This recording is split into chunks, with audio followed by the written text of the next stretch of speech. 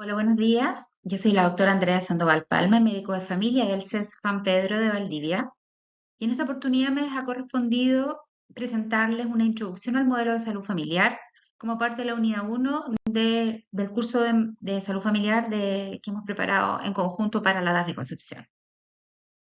Los contenidos de esta primera unidad son las bases conceptuales del modelo de salud familiar, antecedentes históricos de la implementación del modelo, algunas palabras sobre determinantes sociales de la salud y de la teoría general de sistemas. Todos nosotros formamos parte de equipos de salud de atención primaria, por lo tanto, como entregamos atenciones de salud, es particularmente importante que conozcamos respecto de las definiciones de salud.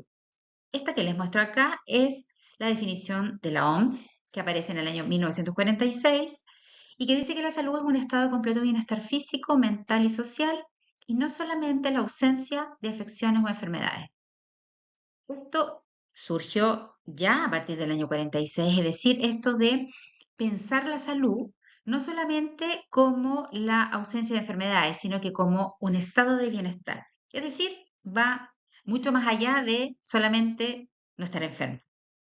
A estas definiciones de salud, en los últimos años, por supuesto que se le han ido agregando algunos enfoques distintos, y uno de los más importantes es el enfoque de derechos en salud, que también fue fuertemente respaldado por la reforma sanitaria de la que vamos a hablar un poquitito más adelante, ¿sí? Un poquitito de historia respecto de la salud, como muestran las diapositivas. Bueno, la peste negra en Italia en el siglo XIV y otras muchos tipos de plagas y peste eran las situaciones o los problemas de salud prevalentes en aquellos años, ¿sí? Enfermedades infectocontagiosas que efectivamente mataron a muchas personas precisamente por la falta de conocimiento respecto de las medidas preventivas para evitar el contagio y la propagación de ellas. De tal manera que en la medida que han avanzado los años y han mejorado los sistemas de prevención, se ha visto un cambio de perfil epidemiológico claro en el tipo de enfermedades y de problemas de salud prevalentes para la población mundial. El tema de las guerras, como lo muestra la diapositiva ahí, también ha sido una situación que ha provocado una serie de quiebres y de procesos, podemos decir, complejos para partes grandes del mundo, como fue Europa, la Primera y Segunda Guerra Mundial, ¿cierto? En el siglo XX. Y lamentablemente hasta hoy, en otros sitios del mundo siguen asolando y destruyendo no solamente la infraestructura sanitaria, sino que también la capacidad de los sistemas sanitarios de responder a las contingencias ocasionadas por la guerra. En los últimos años, a nivel global, también se ha visto que la mayor parte de los problemas de salud prevalentes tienen que ver con los estilos de vida. Una diapositiva muestra, ¿cierto?, un niño eh, con un estilo de vida nutricional, podemos decir, no recomendable, y que no solamente el estilo de alimentación, sino que también, por supuesto, lo que tiene que ver con la actividad física y el uso de redes, que es una de las problemáticas más actuales, han intervenido fuertemente en esta nueva enfermedad, podemos decir prevalente, que son todas las enfermedades crónicas no transmisibles. Por supuesto, todo lo que tiene que ver con las enfermedades oncológicas y los accidentes y traumatismos y patologías de salud mental que a veces terminan con riesgos o intentos o suicidios consumados. Es decir, a lo largo de la historia de la salud es importante tener siempre presente cómo ha cambiado el perfil epidemiológico de la salud y de también los problemas de salud y de las principales y prevalentes causas de muerte. Un hito importante en la historia ha sido la conferencia de Alma-Ata, que, como se indica en la diapositiva, fue una conferencia internacional sobre la atención primaria de salud que ocurrió en septiembre del año 78 en la Unión Soviética, en la entonces Unión Soviética. Lo importante de esta conferencia internacional es que releva de manera fundamental el rol de la atención primaria en la salud de los pueblos, como un reconocido acceso de primer contacto de las personas a los sistemas sanitarios de todo el mundo y la importancia entonces de relevar y fortalecer todos los pilares de la atención primaria con el objetivo de conseguir y lograr que efectivamente todas las personas tuvieran acceso a las atenciones en salud. Un poquito de historia de la salud en Chile. Bueno, ahí aparece una línea de tiempo que nos dice que desde la independencia hasta el siglo XIX no teníamos un sistema de salud pública como el que conocemos en la actualidad, ¿no es verdad? Que a mediados del siglo XIX aparece la Sociedad de Socorros Mutuos como organizaciones, podemos decir, civiles o de las personas que están enfocados precisamente en lograr otorgar una atención de salud un poquitito más organizada a la población. En las primeras décadas del siglo XX aparece el rol del Estado, pero como benefactor en salud. En el año 79 el Sistema Nacional de Salud es reemplazado por el Sistema Nacional de Servicios de Salud. Y en el año 80 aparece la APS ya trasladada su administración a las municipalidades y coincide con la creación del FONASA y de las ISAPRE, que son las instituciones de salud previsional privadas. En el año 2011 se establece además la Estrategia Nacional de Salud. Algunos valores y principios de un sistema basado en la atención primaria de salud, como declaró la conferencia de Alma-Ata, son en el centro mantener el derecho a un nivel de salud lo más alto posible para cada una de las personas, dadas sus circunstancias particulares, y los principios de la solidaridad y la equidad, siempre en el centro. De ellos se obtienen algunos objetivos fundamentales que son dar respuesta a las necesidades de salud de la población, de acuerdo a las necesidades que la población siente como más importante o más relevante, estar orientado siempre hacia la calidad de la atención, que luego la reforma sanitaria vuelve a reformular con más fuerza y a establecer estándares, la responsabilidad y la rendición de cuentas de los gobiernos, el principio de la justicia social, el principio de la sostenibilidad como un valor muy importante respecto de la capacidad de financiar los planes y programas. La participación pensada como la intencionada apertura hacia la comunidad en la participación tanto en elaboración y diseño como en la implementación de planes y programas de salud, y por supuesto la intersectorialidad, que es esta capacidad que tiene la atención primaria de vincularse con otras instituciones del intersector, siempre con el objetivo fundamental de darle derecho a las personas al nivel más alto de salud posible. De cada uno de estos objetivos, ¿cierto? Se destacan después varias actividades o acciones que son fundamentales para poder cumplir con estos principios de la atención primaria, como son el acceso de primer contacto, es decir, atención primaria siempre tiene que ser el primer contacto que el usuario desde su casa tenga con los servicios de salud. La atención integral, integrada y continua. Son varias características de la atención de salud que se han ido trabajando a través de los años, sobre todo y reforzado fuertemente por la reforma sanitaria. La orientación familiar y comunitaria, que ya luego el modelo de atención integral establece más concretamente y con directrices claras respecto de cómo se iba a implementar esto. El énfasis en la promoción y en la prevención en salud. La atención apropiada, los mecanismos activos de participación, que es un poco el reforzamiento de esta participación social que se ve inicialmente como la apertura hacia la comunidad en la participación de planes y programas. El marco político, legal e institucional sólido, por supuesto, todo esto tiene que estar, y lo vamos a ver después, ¿cierto?, establecido en planes y programas y políticas públicas, como son la Estrategia Nacional de Salud después y los Objetivos Sanitarios de la década. Políticas y programas pro equidad. La equidad ha sido siempre uno de los principales valores que han estado al centro de la reforma sanitaria, por lo tanto se ha ido trabajando en ello y están incluidos desde hace varios años en los objetivos sanitarios de la década. La organización y gestión de gestiones óptimas desde todo punto de vista y en todos los planes y procesos al interior de la atención primaria.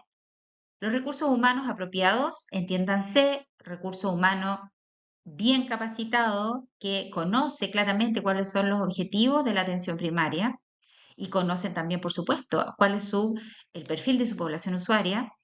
Recursos adecuados y sostenibles, es decir, contar con una capacidad de recursos humanos, que es lejos el recurso más importante de la atención primaria, el más valioso, y recursos físicos y financieros para hacer sostenible toda la aplicabilidad de los planes y programas en atención desde atención primaria. Acciones intersectoriales, como yo ya les decía, la importancia que tiene para la atención primaria el poder vincularse de manera fluida con las otras instituciones del intersector y el acceso y cobertura universal. La reforma sanitaria surge en el año 2005 y es una reforma que incorpora varias características a la atención de salud y que en el fondo lo que pretendió fue mejorar la calidad de las atenciones de salud. Y eso incorporó varios conceptos. Primero, se enmarcó, por supuesto, en varios cuerpos legales.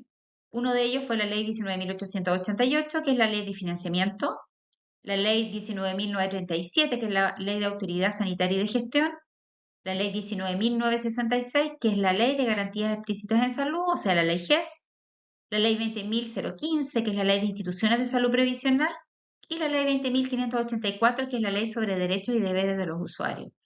Esto no es para que se sepan de memoria cuáles son las leyes, sino que más que todo para que sepan que cuando se establece la reforma sanitaria, esta se sostiene sobre un marco regulatorio legal bien contundente, que son en el fondo varias leyes que desde distintos puntos de vista tenían el objetivo de poder solventar esta reforma sanitaria y sacarla adelante. Entonces, finalmente la reforma logra uno de los principales pilares, que era la calidad en salud a través de la Ley de Garantías Explícitas o la Ley GES. Y la Ley GES, que era lo que garantizó a nuestros usuarios el acceso de oportunidad a la atención, ¿verdad? La calidad técnica de las atenciones, la oportunidad de la atención y la protección financiera. Ahí aparecen además otros principios que se tenían en cuenta en el momento de desarrollar esta ley, que fue la equidad, la continuidad de la atención, la seguridad, pensando también como uno de los principales pilares de la calidad de la atención, y la eficiencia y la eficacia, y la salud como un derecho de los usuarios que se iba a ver plasmada en el nivel de satisfacción de los usuarios con las atenciones en salud. Uno de los pilares entonces de la reforma sanitaria es la salud familiar. La salud familiar pensada inicialmente, estamos hablando del año 2005, como poder cursar o transitar desde un modelo biomédico, es decir, que lo principal y preponderante era el síntoma físico por el que consultaban los usuarios, a ir transitándose a un modelo biopsicosocial, es decir, un modelo más integrado e integral, es decir, que veía a la persona como un consultante que además de tener un ambiente biológico, que evidentemente era muy importante de tener presente en el momento de la atención, no nos podíamos olvidar de que además tenía unas dimensiones psicológicas y sociales que no era posible dejar de lado si lo que queríamos era efectivamente abordar de manera integral el motivo de consulta.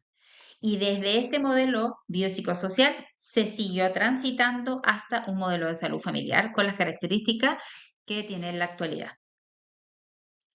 Este diagrama es para mostrarle la estructura funcional del sistema de salud chileno. Se ve un poco enredado, pero lo que intenta es explicar que existen tres niveles que están en la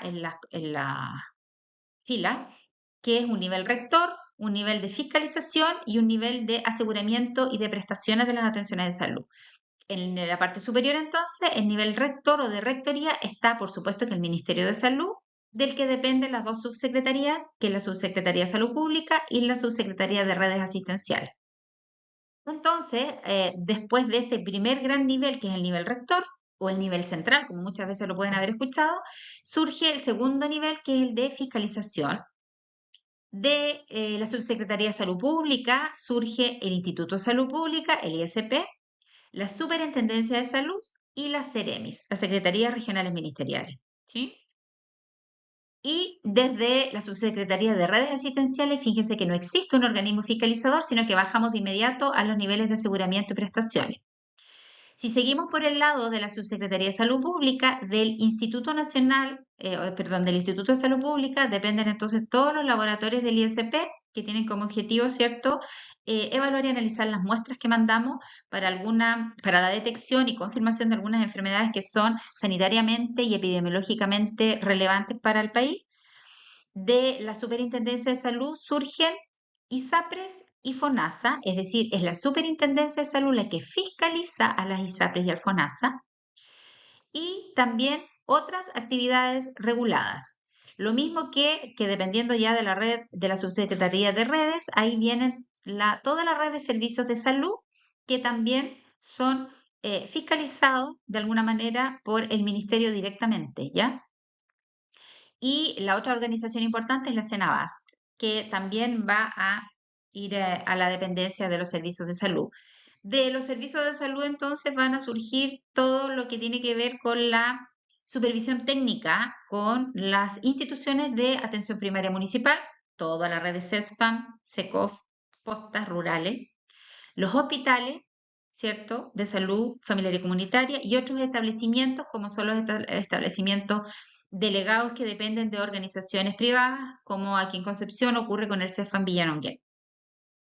De las ISAPRE, como son prestadores privados, entonces ellos son también fiscalizados, como muestra el diagrama, por la Superintendencia de Salud. Pero es muy relevante tener siempre presente esto, que nosotros, en el fondo, que estamos acá abajo, como eh, em, organizaciones de atención de salud municipal, establecimientos de APS, dependemos de los servicios de salud de manera técnica, son nuestro supervisor técnico los servicios de salud. Sin embargo, tenemos una dependencia administrativa de la municipalidad, de la respectiva municipalidad de que dependemos. Esta otra figura muestra un diagrama de la financiación y aseguramiento del sistema de salud chileno. Lo divide primero en los sectores, ¿cierto? Nosotros tenemos un sistema de salud público, privado y de Fuerzas Armadas que funcionan con distintos fondos. El sistema público de salud con impuestos locales de las personas, impuestos generales, cotizaciones obligatorias y los copagos que hacen las personas en el fondo desde su bolsillo. Y aquí tenemos el sistema público, gran sistema público nuestro, que es el FONASA, del que dependen los Servicios Nacionales de los Sistemas de Salud y los hospitales y clínicas y públicas, ¿sí? Y los prestadores que ocupan instalaciones municipales. Los usuarios del sistema público de salud son todos los beneficiarios del FONASA, que corresponden a aproximadamente un 78% de la población, mayoritariamente personas de ingresos medios y bajos. Por otro lado, del sector privado dependen empresas, cotizaciones obligatorias y voluntarias que hacen las personas que están afiliadas a los sistemas privados, los copagos y los gastos de bolsillo, que significa el desembolso que deben hacer las personas que están inscritas afiliadas a ISAPRE y que tienen que pagar de manera directa. Todos los sistemas, los proveedores de las ISAPRES son proveedores privados y los beneficiarios de ISAPRE son aproximadamente el 14% de la población, mayoritariamente personas con ingresos medios altos desde el punto de vista de los ingresos económicos. Y hay una pequeña parte de la población que dice que no están asegurados, como dice ahí, que son el 4%, que son personas que efectivamente pagan todas sus atenciones de salud de manera privada completa.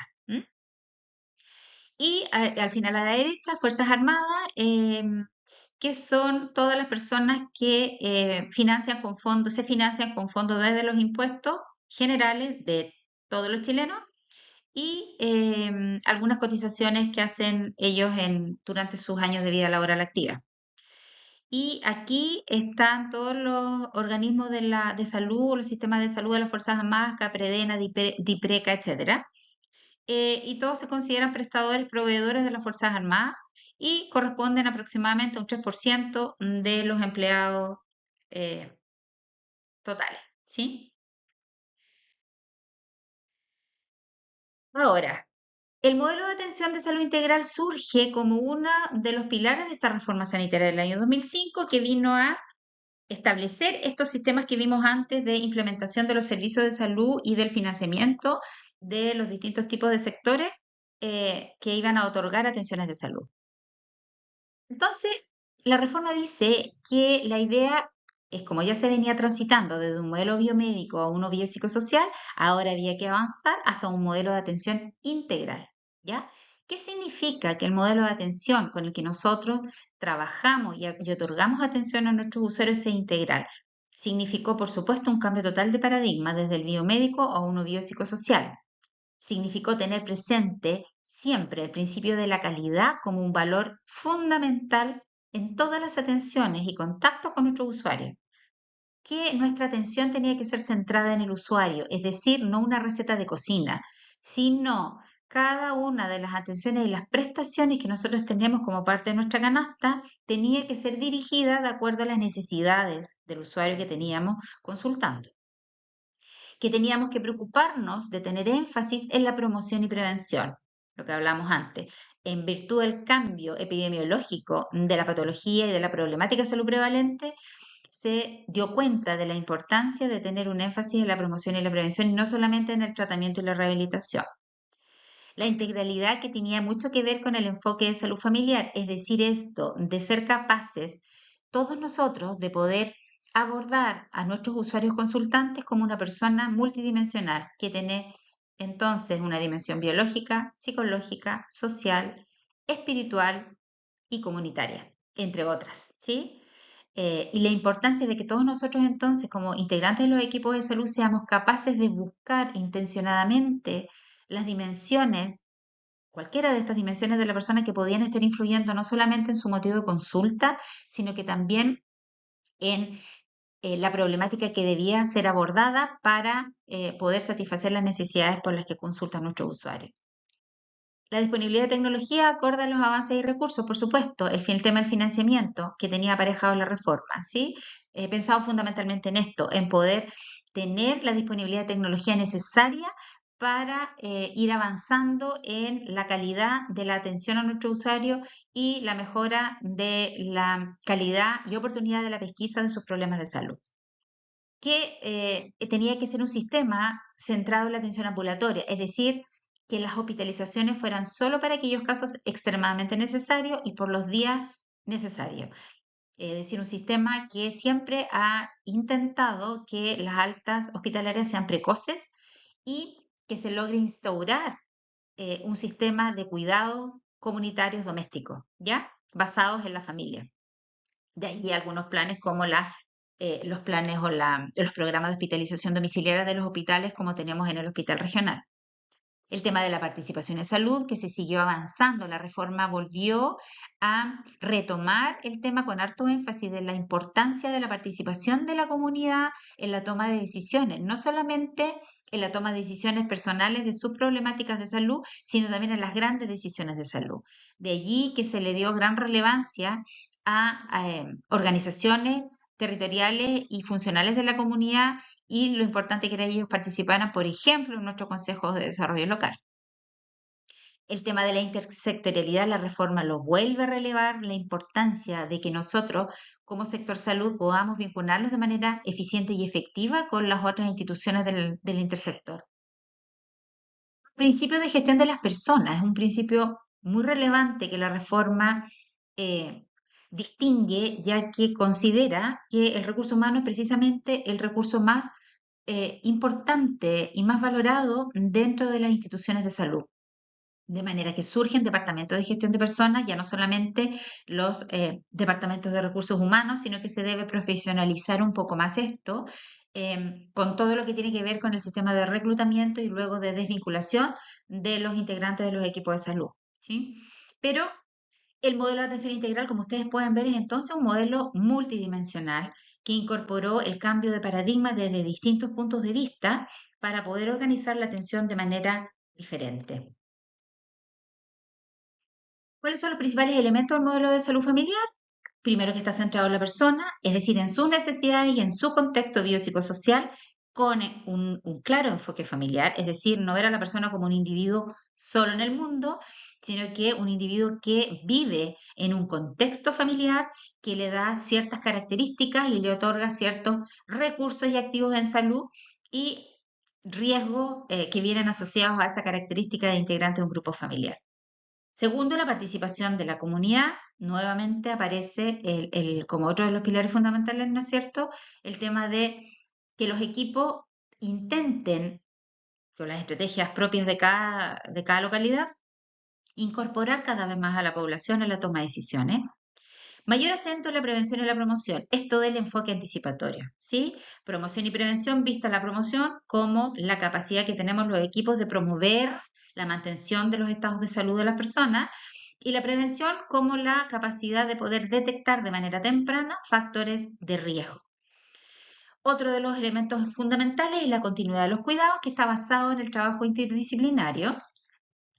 Muy importante tener presente que nosotros somos el acceso de primer contacto. Sin embargo, hay muchos pacientes que transitan a través de la red de salud, desde nosotros hasta nivel secundario, nivel terciario o el intersector. Entonces, la capacidad que nosotros tenemos de lograr saber en qué punto de la red está atendiéndose nuestro usuario, eso es lo que conocemos con el modo de la continuidad de los cuidados, ¿sí? Y que está basado en el trabajo interdisciplinario, toda vez que los equipos de salud de atención primaria que trabajamos bajo el modelo de atención integral, por supuesto que uno de nuestros valores fundamentales es el trabajo en equipo. Respecto de los determinantes de la salud, es muy importante tener presente que el modelo de atención integral, así como releva el enfoque de derechos en salud, también releva el enfoque de determinantes sociales de la salud. Es decir, que nosotros tenemos que considerar que la salud de las personas no depende solamente de la capacidad que tenga de acceder a las atenciones de salud, sino de un montón de otras dimensiones, que son las que están dibujadas en este diagrama, que fue presentado en el año 91 por Dahlgren y Whitehead, que son los autores que lo plantean, y lo plantean de esta manera. Al centro, las personas, ¿sí?, que tienen características propias, edad, sexo, factores constitucionales, es decir, cada persona como un individuo con características propias y particulares, que están rodeados en una primera capa de estilos de vida. Cada persona tenemos estilos de vida que nos hacen ser como somos. Y estilos de vida hablamos en general, es decir, desde hábitos, higiene de sueño, alimentación, vestimenta, lugar en que vivimos, etcétera, ¿ya? Los estilos de vida marcan la forma de ser de las personas y son, por supuesto, muchas veces educados o transmitidos a través de la familia. Un poquitito más afuera está todo el tema de las redes sociales y comunitarias como otro determinante de la salud de las personas, la capacidad de acceder y de estar inserto en redes sociales y comunitarias, ya no solamente, como sabemos, de manera presencial, porque la virtualidad se ha apoderado también de las redes sociales y comunitarias, y hay muchas personas que en la actualidad se sienten incorporados en la sociedad, pero no de manera necesariamente presencial. La virtualidad ha cobrado harta importancia y es algo que nosotros también tenemos que tener presente en el momento en que hacemos un análisis de la participación comunitaria. Un poco más afuera está todo lo que tiene que ver con los grandes pilares que intentan mantener a la población sana, que son la vivienda, a partir de la derecha, la vivienda, el acceso a una vivienda digna, segura, los servicios de atención de salud, ahí recién aparecemos nosotros, el agua y saneamiento sanitario en general, el desempleo o empleo, visto de manera positiva, las condiciones de vida y de trabajo que tienen las personas, el ambiente laboral para aquellas personas que están insertas en actividades laborales, la educación vista como acceso y oportunidades, y la agricultura y la producción de alimentos, ¿sí? Y más afuera de todo esto, las condiciones socioeconómicas, culturales y ambientales de las personas. Es decir, vemos en etapas intermedias de los determinantes una serie de características y cualidades que muchas veces son otorgadas o debieran ser otorgadas por el Estado y a las que las personas debieran tener derecho y acceso de manera oportuna y equitativa. Entonces, como vemos nosotros, dentro de este esquema o este diagrama de determinantes sociales de salud, nosotros como instituciones de salud de atención primaria estamos ahí en una parte del diagrama pequeñito después de vivienda.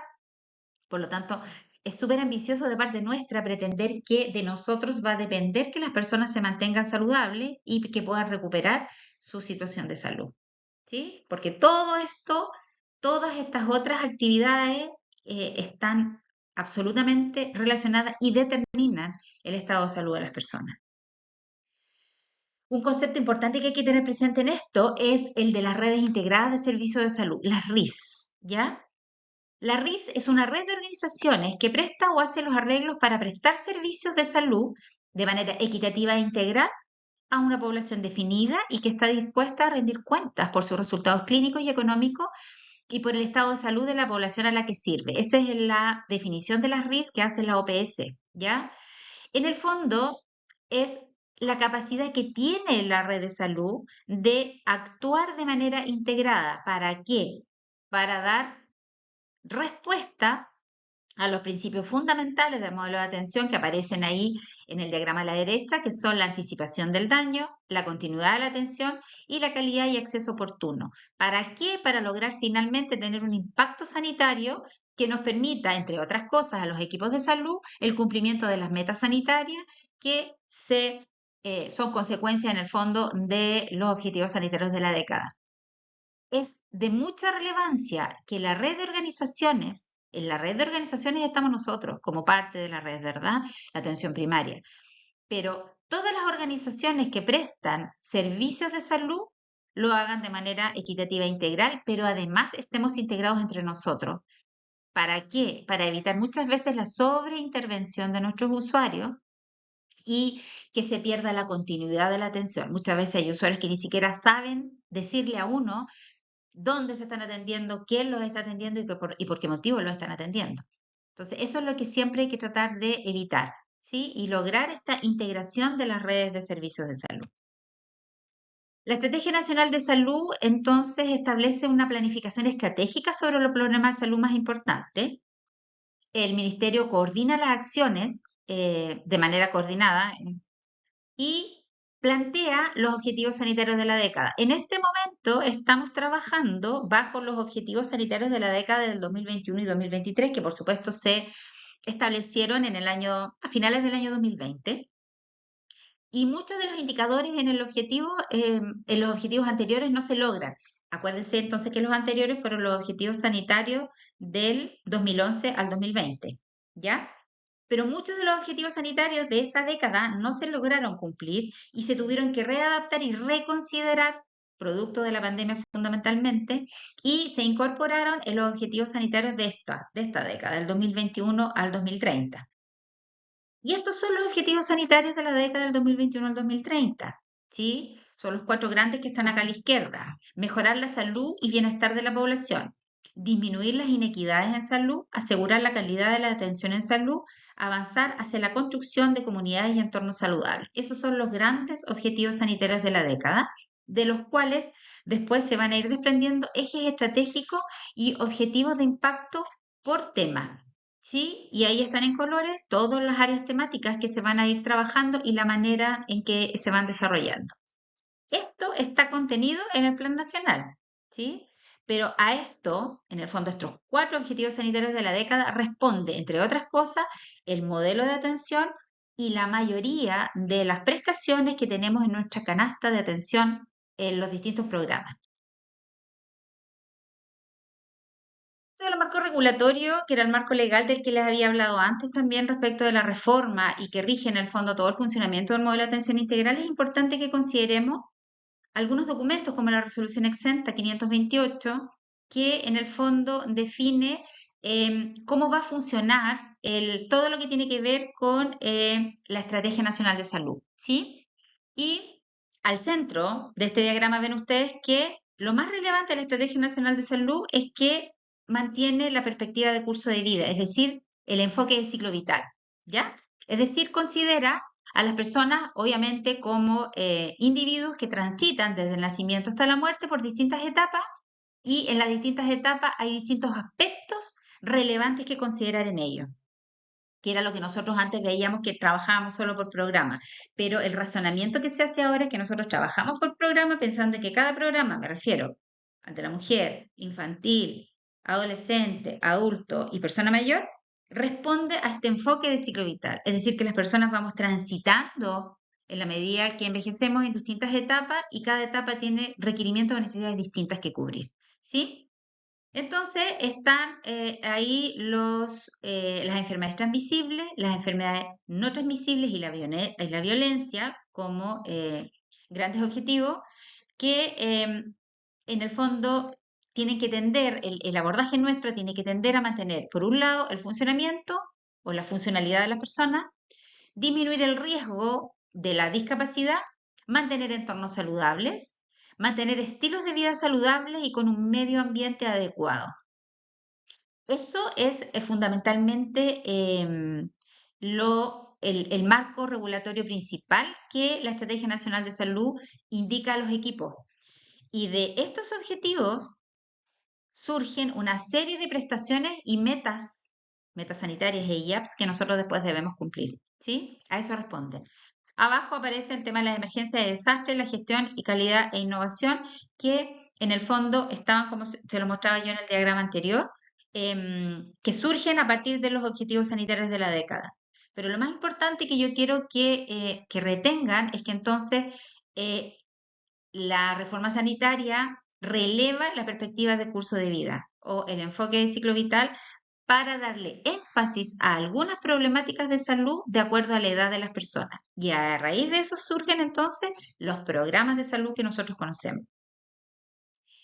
Por otro lado, la ley 20.584 es importante que también la conozcamos, que regula, esta es la ley que regula los derechos y deberes que las personas tienen en relación con las acciones vinculadas a sus atenciones de salud. Así se llama, pero es lo que nosotros conocemos como la ley de derechos y deberes. ¿Sí? ¿Y a quién se aplica? Esta ley se aplica a los prestadores institucionales, profesionales y trabajadores que, por cualquier causa, deban atender público o se vinculen con el otorgamiento de las atenciones de salud. Es decir, nos aplica a nosotros, ¿verdad? Yo sé que hay muchas personas que siempre cuando hablamos de la ley 20.584 se refieren a que los pacientes parecen saber o tener muy claro cuáles son sus derechos, pero no sus deberes en las atenciones en salud. Podemos estar de acuerdo, pero lo que siempre nosotros debemos intentar es conocer, primero por un lado, conocer el cuerpo legal, saber de qué se trata y saber que a nosotros nos aplica toda vez que somos prestadores profesionales, trabajadores, miembros de una institución que atendemos público y nos vinculamos en el otorgamiento de atenciones de salud. Entonces, esta ley efectivamente nos aplica a nosotros. Otro cuerpo legal importante es la ley 20.583. ¿Por qué es importante conocerla? Porque como trabajadores o funcionarios de la salud debemos actuar de acuerdo con el marco normativo y legal. Las leyes se consideran conocidas por todos los chilenos y es una responsabilidad administrativa de cada uno de nosotros conocer la ley. ¿Por qué? Porque esta ley es una de las leyes que nos rige, o sea, más que nos rige a nosotros como personas naturales, nos rige como personas integrantes de instituciones de salud pública en este caso, ¿sí? Y es la única ley que nos rige, bueno, nos rige la ley de autoridad sanitaria, el código sanitario, la ley de transparencia y toda normativa, ley o decreto o resolución que implique la relación con el usuario interno o externo. Esto es súper relevante de que nosotros tenemos que tener presente. Nosotros en el fondo no regulamos solos nuestra forma de actuar al interior de nuestras organizaciones. Nosotros estamos regulados por ley. Todo lo que nosotros hacemos al interior de la institución en función de nuestras labores está regulado por ley y es súper relevante que la conozcamos, ¿ya? No con el afán de evitar que alguna vez nos vayan a castigar por algo, sino que yo creo que es súper relevante también saber cómo conducirse y qué hacer frente a determinadas situaciones que surgen a raíz de la relación con nuestros usuarios.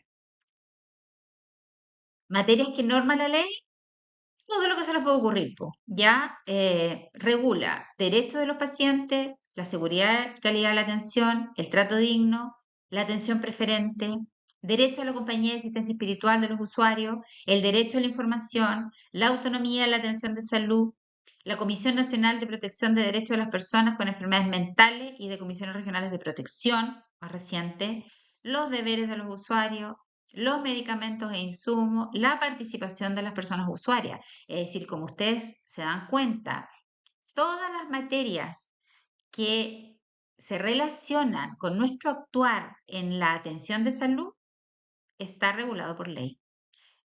Solamente se los menciono porque yo creo que es súper relevante que nosotros lo sepamos y que los equipos lo conozcan. El marco para los sistemas de salud basados en la atención primaria es súper importante tener presente que nosotros como organizaciones de atención primaria somos parte de la estrategia de atención primaria que estamos reorientando siempre los servicios.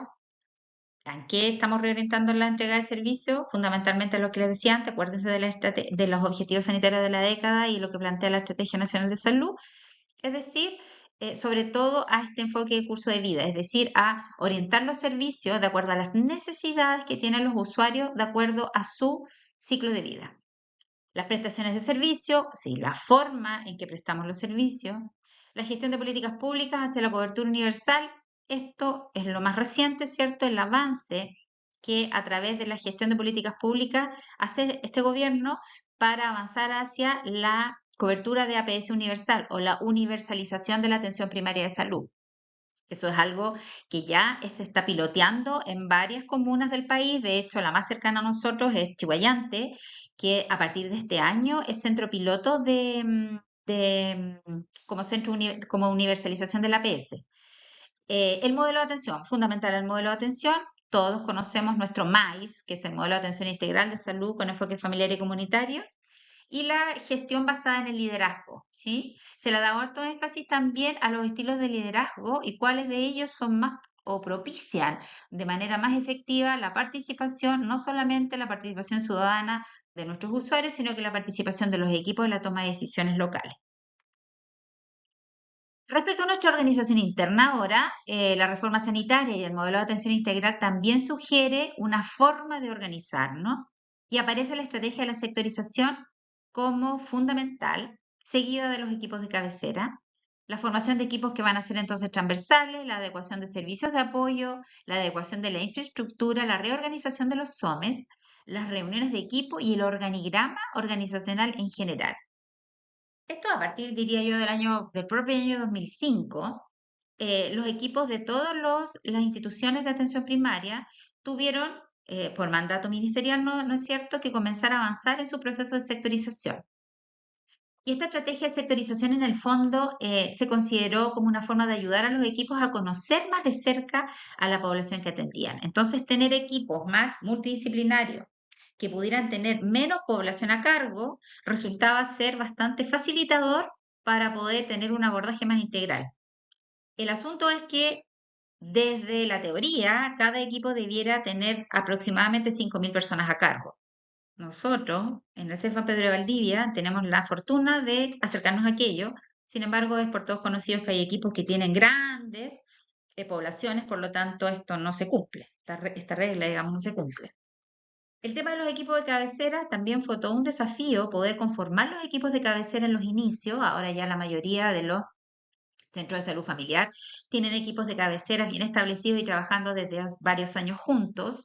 Y todo el equipo profesional que no forma parte de equipos de cabecera o equipos de sector, ¿verdad? Forman parte de los equipos que se llaman o unidades transversales. Farmacia, procedimiento, SOME, la mayoría de los lugares, las oficinas de informaciones, etcétera. Adecuación de los servicios de apoyo, los mismos que ya les nombré, con una infraestructura que debía ser adecuada. Y el tema de la reorganización de los SOME sigue siendo todo un asunto porque inicialmente lo que se sugería era que los SOMES estuvieran siempre sectorizados. Hay lugares en los que eso ha podido ser posible desde el inicio y tienen, la verdad es que han tenido bastante buen funcionamiento y ha resultado bastante gratificante, sobre todo para los usuarios, porque acerca y facilita más el contacto y el acceso a las atenciones para los usuarios. Las reuniones de equipo también es un gran tema. Los equipos son multidisciplinarios, sin embargo, es deseable que, por supuesto, para las reuniones participe el equipo completo y hay lugares en los que se hace muy difícil la participación del estamento médico por razones asistenciales fundamentalmente. pero es algo en lo que es importante ir avanzando de todas maneras. Y el tema del organigrama, como les decía, que no es otra cosa que el diagrama organizacional de cada centro de salud. Acá hay algo más de lo que ya les había comentado, la estrategia de sectorización, que lo que implicó en el fondo es la división territorial de la población a cargo, considerada a partir de barreras geográficas, límites naturales de una determinada población, que reconoce como elementos definitorios una superficie determinada, un número determinado de habitantes y la necesidad de identificar el equipamiento y toda la infraestructura comunitaria y la organización de los recursos comunitarios que existen en el lugar. ¿Sí? Es una estrategia. La sectorización no es en sí misma el modelo de atención, sino que es una estrategia de trabajo para facilitar la aplicación del modelo de atención integral. ¿Sí? ¿Y qué es el sector entonces? ¿Qué son los sectores? Bueno, es un espacio territorial donde habita un conjunto de personas y familias que constituyen nuestra población a cargo o la población a cargo de un equipo de cabecera y en torno al cual se desarrolla el trabajo en salud. ¿Y cuál es el objetivo? Poder implementar todos los principios del modelo de atención integral a través de los equipos de cabecera en este espacio territorial, que es nuestro sector a cargo. ¿Sí? Obviamente, para poder hacer aquello hay que conocer al sector a cargo. Y conocer al sector a cargo implica desde generalidades como recursos y activos que contiene el sector en el que nos tenemos que desempeñar, como características epidemiológicas y sociodemográficas de las personas y de las familias que habitan en ese territorio. Entonces, las personas beneficiarias con las cuales el centro de salud asume responsabilidad de brindar atenciones y coordinar servicios sanitarios orientados a mantener a la población sana, fíjense, mejorar su nivel de salud y ser la puerta de entrada a la red de salud es lo que nosotros llamamos población a cargo. ¿Sí? Entonces, a eso nos referimos cuando nosotros hablamos de nuestros sectores a cargo. Es importante tener presente que el Plan Nacional de Salud, más los diagnósticos participativos locales, nos debieran dar cuenta a los equipos de cuáles son las necesidades de nuestra población a cargo. El per cápita, sabemos nosotros que es nuestro financiamiento FONASA, el que peleamos todos los años con el ministerio. El conocer los determinantes sociales nos va a ayudar, por supuesto, que a priorizar las acciones que debemos tener con nuestra población a cargo. Y el enfoque, o sea, la estrategia, la sectorización va a facilitar, como les decía, el enfoque y el abordaje biopsicosocial, por supuesto que la continuidad de los cuidados a permitir poder nosotros identificar entre usuarios y equipo, ¿sí? Ahora, algunas palabras respecto de la teoría de sistema. Solo es importante tener presente la teoría de sistema porque tiene que ver con la capacidad de abordar a nuestra población a cargo, de la que estábamos hablando, desde distintos puntos de vista, ¿sí? Generalmente nosotros nos quedamos cuando atendemos a una familia o un usuario en los subsistemas, pero no nos podemos olvidar que esta familia, esta persona y esta familia a cargo también pertenece a un sistema y a un suprasistema. Es decir, desde lo más pequeño, lo más individual y familiar, cuando uno va observando a la familia de manera más integral primero, en un contexto multidimensional, biológico, psicológico, social, espiritual y comunitario, como les decía antes, nos alejamos un poco más y lo vemos como una persona que forma parte de un sistema familiar, lo que llamamos enfoque familiar. Es decir, es una persona que forma parte de un grupo familiar con una estructura determinada, con una dinámica determinada, podemos también entender una cierta cantidad de cosas. Y que esa estructura familiar entonces además forma parte de un suprasistema que ya es más social, comunitario y ecológico, incluso si ustedes quieren, que en el que van a intervenir ya otras características en las que van a intervenir también, por ejemplo, las determinantes sociales de la salud de las que hablamos antes. ¿Cuáles son las características del barrio en el que vive? Hay saneamiento básico, las calles están pavimentadas, hay buen sistema de iluminación eléctrico, hay buen sistema de alumbrado público, hay un buen sistema de seguridad, qué sé yo, rondas de carabinero, un plan cuadrante que funciona de manera efectiva, hay un buen sistema de recolección de basuras, etcétera. Eso tiene que ver con el suprasistema, que es la parte más exterior o el sistema más exterior, pero como muestra el diagrama ahí, si nosotros nos focalizamos en el subsistema, que es la persona y familia que estamos atendiendo, no podemos dejar de considerar además el sistema y el suprasistema, porque todo eso va a, sin ninguna duda, a influenciar la forma en que el usuario al que estamos atendiendo, la familia a la que estamos atendiendo, va a ser capaz de reconocer y reconocerse como sujeto de salud y que tiene cierto riesgo de caer en enfermedad, que es finalmente a lo que nosotros, todos los integrantes de los equipos de salud de atención primaria debemos tender, ¿sí? Es a educar a las personas a que cada uno de ellos sea capaz de reconocerse como sujetos de salud y no solamente que recurran a nosotros para sanar un síntoma, sino que para ser capaz de manera bastante más anticipatoria de ver cómo se le están proyectando en su vida ciertas situaciones que pueden terminar efectivamente como una enfermedad o como un problema de salud. Es una tarea grande. Lo que he intentado con esta presentación sí es darles un marco teórico que me parece fundamental que todas las personas que trabajamos en atención primaria conozcamos, desde los marcos legales y regulatorios.